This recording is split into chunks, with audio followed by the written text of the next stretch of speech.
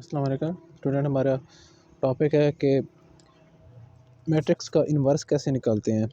तो हम ये सीखेंगे।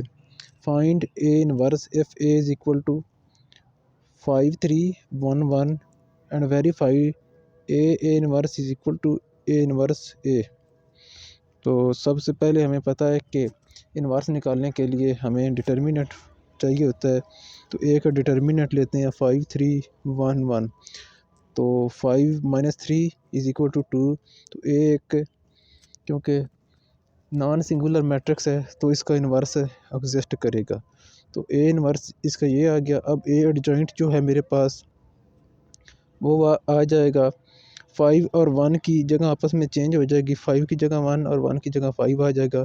और 3 और -1 3 और जो दूसरे डायगनल है 3 और 1 जिसमें है उनके साइन चेंज हो गए तो हो जाएंगे। तो 3 की जगह -3 और 1 की जगह -1 और 5 और 1 आपस में रिप्लेस हो गए। तो अब ए इन्वर्स होता है 1/1 ए डिटर्मिनेंट और साथ मल्टीप्लाई एडजॉइंट ऑफ ए।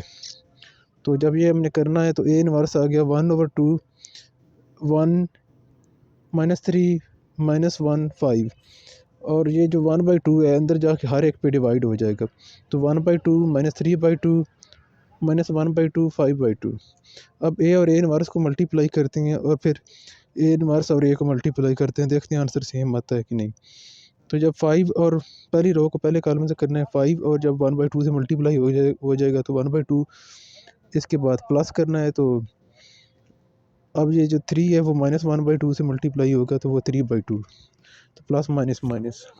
इसी तरह पहली रो और सेकंड कॉलम 5 और -3/2 -15/2 और 3 और 5/2 प्लस 15/2। फिर 1 फिर दूसरी रो और पहला कॉलम 1 और 1/2 आ गया मल्टीप्लाई होके। और फिर 1 और -1/2 तो वो भी -1/2 हो गया मल्टीप्लाई होके। अब दूसरी रो और दूसरा कॉलम तो 1 और -3/2 मल्टीप्लाई हो गए -3/2। 1 और 5/2 मल्टीप्लाई हो गए 5/2। अब इनको सॉल्व करें तो आंसर आता है 1 3/2 में से 5/2 में से 3/2 क्या है तो 1 आंसर आ गया। अब -15/2 प्लस 15/2 तो इसका आंसर 0। -1/2 प्लस 1/2 तो ये भी आपस में कैंसिल हो गया, इसका आंसर 0। और -3/2 प्लस 5/2 तो यहाँ से प्लस का 1 बनेगा।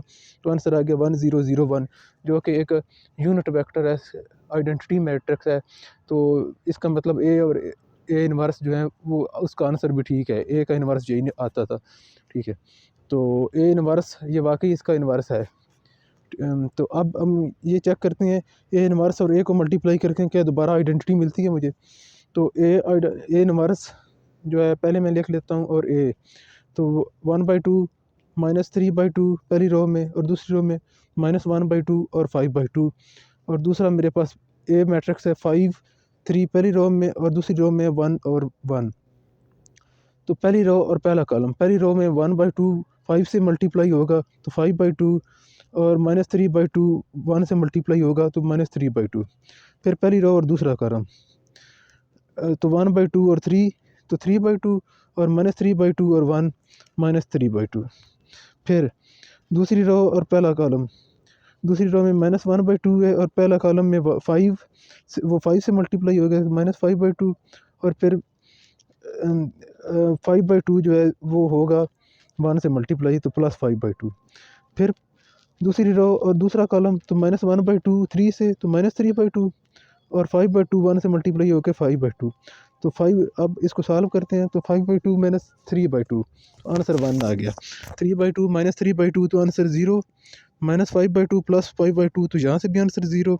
और -3/2 प्लस 5/2 तो यहाँ से प्लस का 1 आंसर आ गया। तो आंसर मेरे पास आएगा 1 0 0 1। तो इसका मतलब है कि ये दोनों एक दूसरे के इन्वर्स हैं और ए इन्वर्स ए और ए इन्वर्स का आंसर सेम आ गया। तो हम कह सकते हैं कि a inverse is equal to a inverse a. तो यहाँ से हम ये कह सकते हैं कि ए और ए की पावर -1 एक दूसरे के इन्वर्स हैं क्योंकि इनको दोनों को मल्टीप्लाई करने के मुझे यूनिट वेक्टर मिल गया है। तो ये एक दूसरे के इन्वर्स हैं, यही हमने प्रूव करना था।